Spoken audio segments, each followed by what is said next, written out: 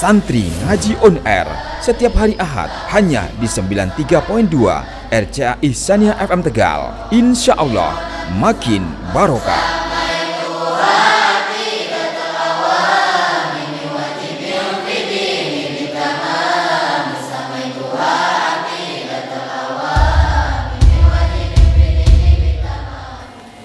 Para santri semuanya, sebelum kita masuk dalam kandungan kitab Al-Imriti ini, sedikit ingin Ustaz jelaskan bahwa Al-Imriti adalah salah satu cabang dari ilmu bahasa. Dalam mempelajari bahasa Arab, kita harus belajar nahwu, ada sorof, balaghah, mantek, dan seterusnya. Nah, salah satunya adalah nahwu. Nahwu ini perlu dipelajari supaya kita mengetahui kedudukan kalimat dalam bahasa Arab. Kalau dalam bahasa Inggris kita belajar grammar. Nah, disinilah dalam bahasa Arab kita harus mengetahui nahwu. Apakah satu kalimat dibaca Zaidun atau Zaidan atau Zaidin? Nah, disitulah pembahasan ilmu nahwu. Kalau pembahasan tentang bentuk kalimatnya itu masuk dalam ilmu sorof. Nanti mudah-mudahan suatu kesempatan kita akan bisa belajar ilmu sorof. Namun di sore hari ini yang kita kaji adalah ilmu nahwunya, ya, tentang kedudukan atau tarkib suatu kalimat dalam bahasa Arab. Baik, untuk mengawali taklim sebelum masuk pada materi, mari kita bersama-sama membacakan muqaddimah yang ada pada kitab Al-Imriti ini. Awali dengan bismillah, kemudian kita nazamkan bersama-sama dari awal sampai akhir. Siap? Siap. Oke, dengan suara yang jelas, tidak perlu terburu-buru, dan yang bisa didengar oleh sahabat muslim pecinta RCA di rumah. Siap ya? Oke, kita awal dengan bismillah. Bismillahirrahmanirrahim. Alhamdulillahilladzi qad wafaqa lil ilmi khaira khalqihi walituqa hatta nahat qulubuhum linahwihi famin azimi sya'nihi lam tahwihi fa'ushribat ma'na dhamiri syani fa'uribat fil hani bil alhani thumma salatu ma salamin laiki ala nabi afsahil khalaiki Muhammadin wal ali wal ashabi man atqanul qur'ana bil iqrabi wa ba'du fa'lam annahu la maktasar dulul waro alal kalamil mukhtasar makana magluban asyaddat talabi minal waro hifdul lisanil arabi kayafamu ma'ani al-qur'ani wa sunnati daqiqatil ma'ani fannahu awla awalan an yu'lama idil kalamu dunahu lan yufhama wa kana khaira qusbihi saghira Kurrasatan latifatan syahira Fi urriha wa uzmiha wa rumi Ala fahal habru bnu ajurumi Wang tafa'at hajillatun bihilmiha Ma'matarahu min latifi hajmiha Nadam tuhanat mambadi'an muqtadi Bil asli fit takribihi lil muqtadi Wa qad hadaftu minhu ma'anhu hina wazitu fawaidam bihal ghina mutammiman li ghalibil abwabi faja'a mithla syarhi lil kitabi suhiltu fihi min sadiqin sadiqi yafamu qawli litiqadin wasiki idil fatah hasba tiqadi rufi wa kullu man lam ya'taqid lam yantafi fanas'alul manana ayyujirana minariya mudha'ifan ujurana wa ayakuna nafi'an bi'ilmihi man itana bihifdihi wa fahmihi wa ayakuna nafi'an bi'ilmihi manitana bihifdi wa fami. Ya, para pencinta RCA mungkin bisa dilanjutkan lagi kajian tentang kitab Imriti bersama Bapak Ustadz Hafiz. Monggo Pak, bisa lanjut. Terima kasih atas waktunya. Baik para santri dan sahabat muslim pecinta RCA FM, kita lanjutkan kembali kajian kita sore hari ini terkait kitab Al-Imriti. Ada yang mengatakan Amriti, boleh Imriti, boleh Amriti. Ada juga ulama yang mengatakan yang betul Imriti, bukan Amriti. Tapi ada juga yang dua-duanya bisa. Ya, boleh Imriti, boleh Amriti. Para santri semua, tadi sudah dilantunkan mukadimah dari kitab Al-Imriti ini, bahwasanya nazim, pengarang nazam ini mendahului kitab nazam Imriti dengan ucapan hamdalah. Alhamdulillahilladzi qad waffaqa lil ilmi khaira khalqihi walidtuqa hatta nahat qulubuhum linahwihi famin azimi sya'nihi lam tahwihi fa usyribat makna dhamiri syani fa uqribat filhani bil alhani. Para santri semua, perlu kita tiru apa yang sudah dicontohkan para ulama kita di dalam mengawali perbuatan baik. Awali dengan ucapan pujian kepada Allah Subhanahu wa taala dengan hamdalah atau dengan kalimat thayyibah yang lainnya sebagai rasa syukur atas nikmat yang Allah berikan kepada kita, sehingga kita bisa belajar dan mudah-mudahan Allah meridhoi apa yang kita lakukan sehingga kita semua akan mendapatkan ilmu yang bermanfaat. Kemudian yang kedua, nazim melanjutkan dengan salawat kepada Nabi Muhammad sallallahu alaihi wasallam. Summa salatu ma'salamin laiki 'alan nabi afsahil khalaiq. Beliau mengatakan Nabi Muhammad sallallahu alaihi wasallam afsahil khalaiq, orang yang paling fasih. Karena sesuai dengan sabda Nabi Muhammad sallallahu alaihi wasallam, beliau pernah mengatakan ana afsahu man nataqa bid-dad baidaan min Quraisy. Rasulullah mengatakan, sayalah orang yang paling fasih mengucapkan huruf dad. Sehingga kita kadang pernah melihat atau mungkin mendengar para hufaz, orang-orang yang hafal Quran itu banyak variasi, banyak model-model dalam mengucapkan huruf dad. Karena huruf dad itu huruf yang paling sulit diucapkan dalam bahasa Arab. Hanya Rasulullah yang fasih mengucapkan huruf dad. Kita mungkin pernah mendengar orang ketika mengucapkan huruf dad dalam surat Al-Fatihah, akhir Al-Fatihah, ghairil maghdubi alaihim waladdallin.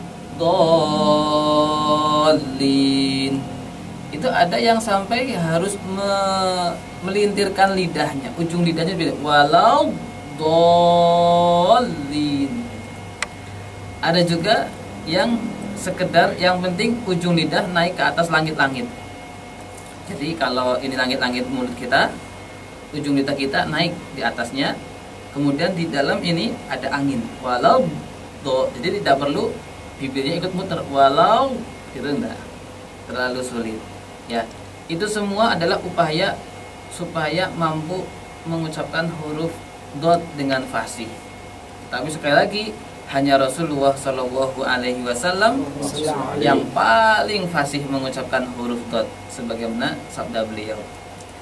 Kemudian para santri, mukadimah yang ada dalam kitab Imriti ini tidak usah sampaikan secara keseluruhan, hanya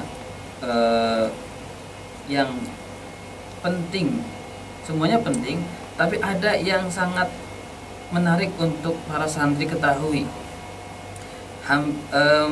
Di akhir bait ini nazim mengatakan idzil fata hasba i'tiqadihi rufi.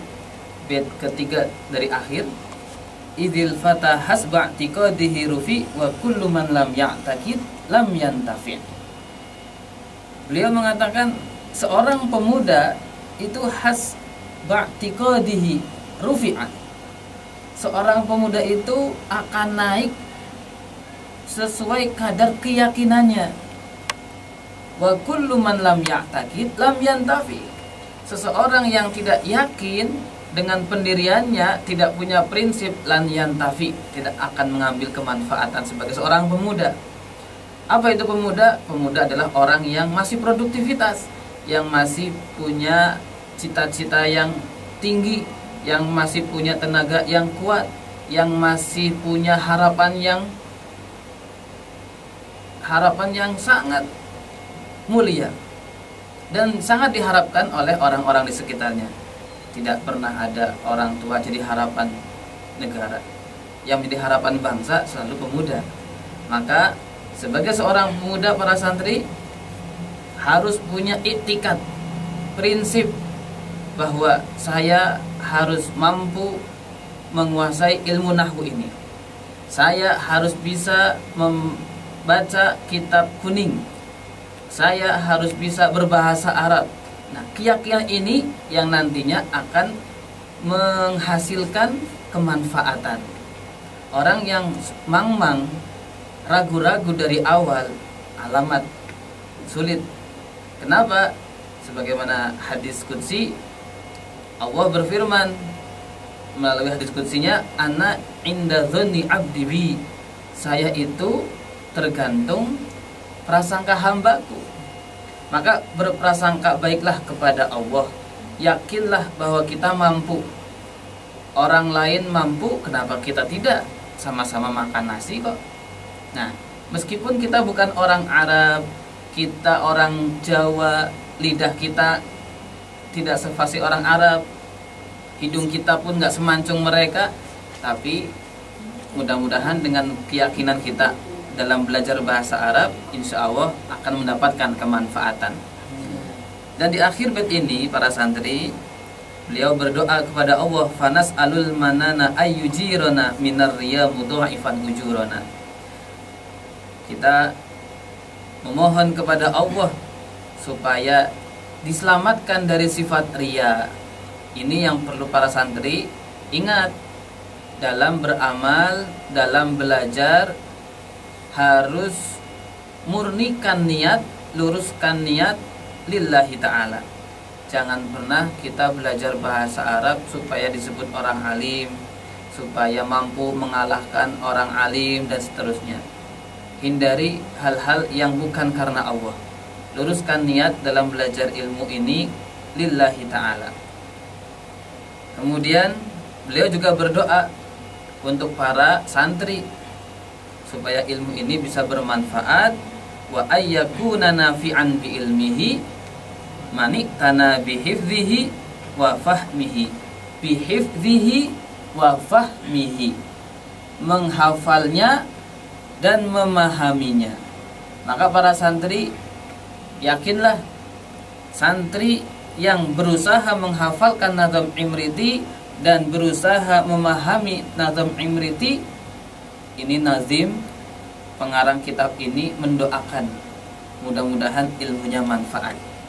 Mudah-mudahan kita semua tergolong orang yang didoakan oleh pengarang kitab ini sehingga mampu mengambil kemanfaatan kitab Imriti.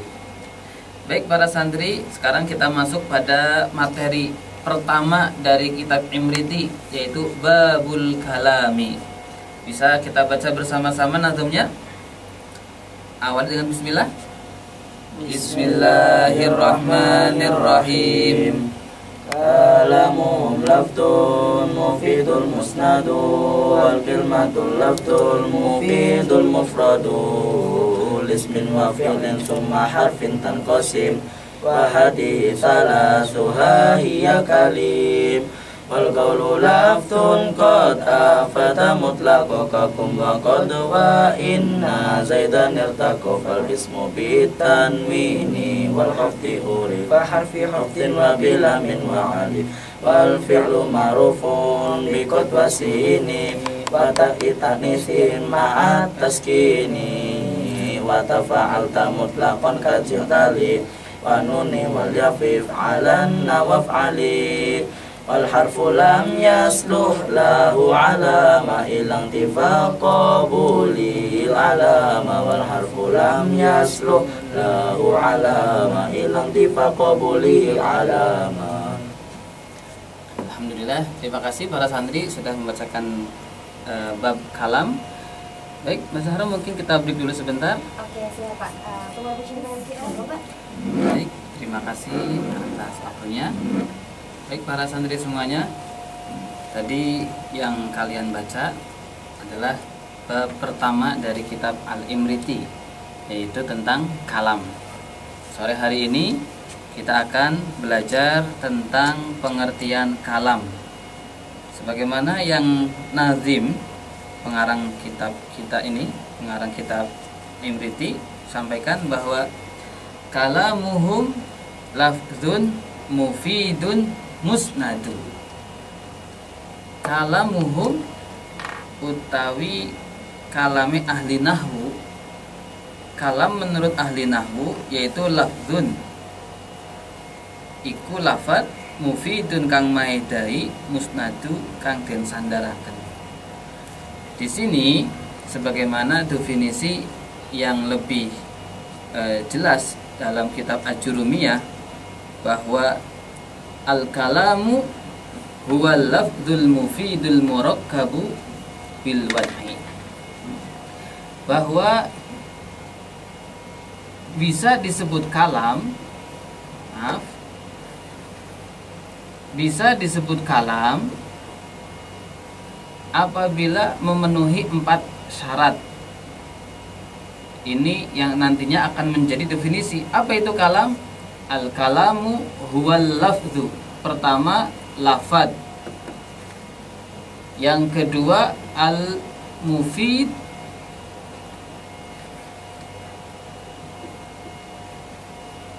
Yang ketiga, al-murakkab. Dan yang keempat, al-wad'i, bil wad'i. Sehingga dalam kitab Ajurumiyah dikatakan al-kalamu huwal lafdhu al-mufidu al-murakkabu bil wad'i. Sekarang apa itu lafaz, apa itu mufid, apa itu murakkab, dan apa itu wad'? Satu persatu akan kita pahami bersama. Yang pertama, lafaz. Lafaz apa? Lafaz adalah as-sautul mustamilu ala ba'di hurufil hijaiyah, suara yang mengandung sebagian huruf hijaiyah. Tahu huruf hijaiyah para santri? Apa saja huruf hijaiyah itu? Alif, ba, ta, sa, jim, ha, kho, dan seterusnya sampai akhirnya ya.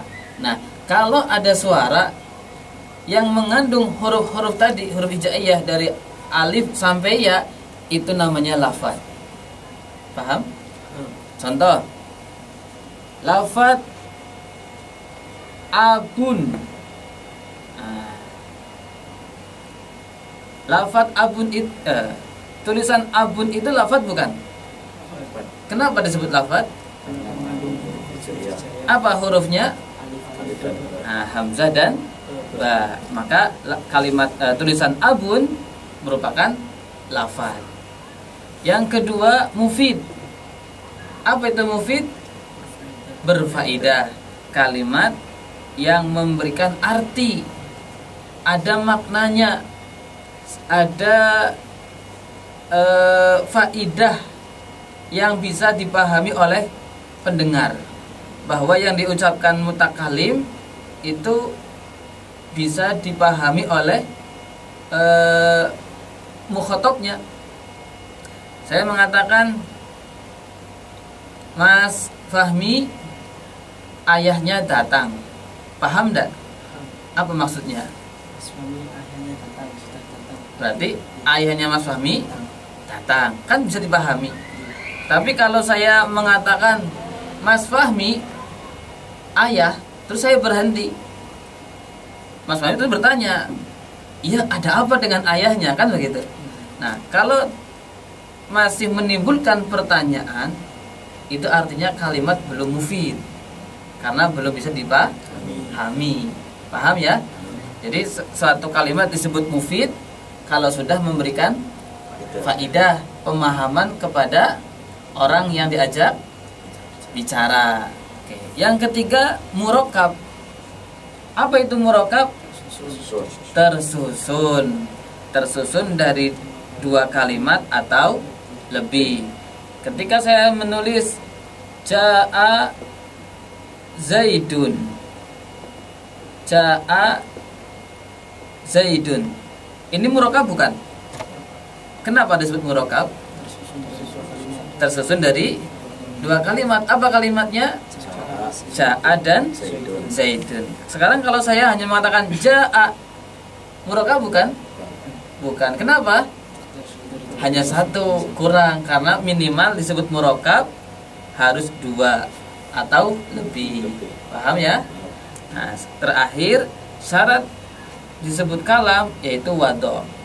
Ada yang mengatakan wado itu artinya disengaja. Jadi diucapkan dengan kesadaran, bukan seperti orang yang mengigo. Tahu ngigo?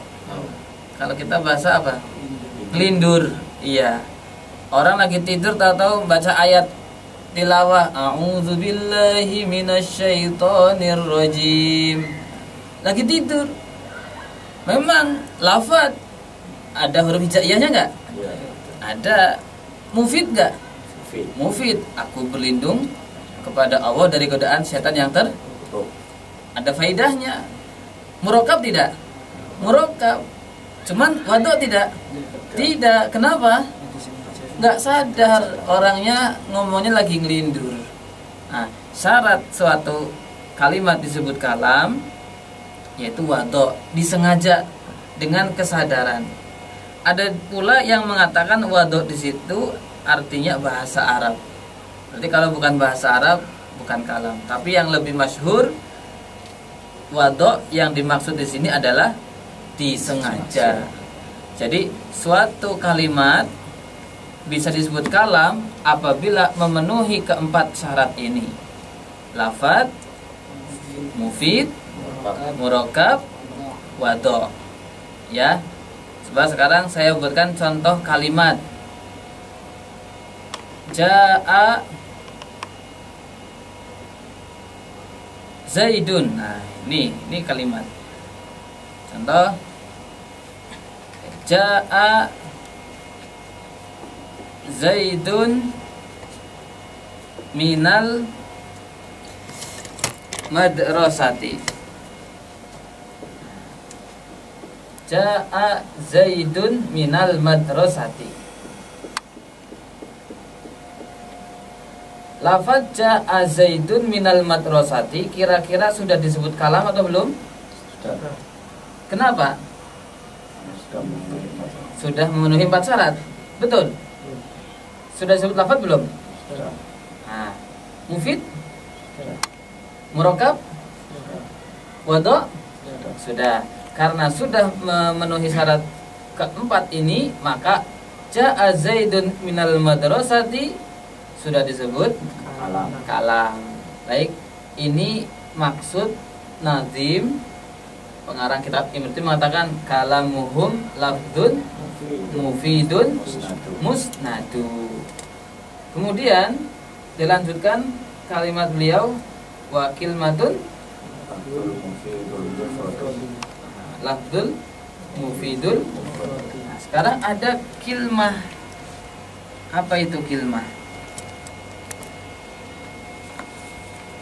Menurut nazim yang kalimat yang disebut kalimat adalah al-lafdul mufidul mufrad, lafaz yang mufid dan mufrad. Mufrad lafaznya murakkab. Lafaz mufid murakkab mufrad. Berarti contoh kalimat di sini adalah lafaz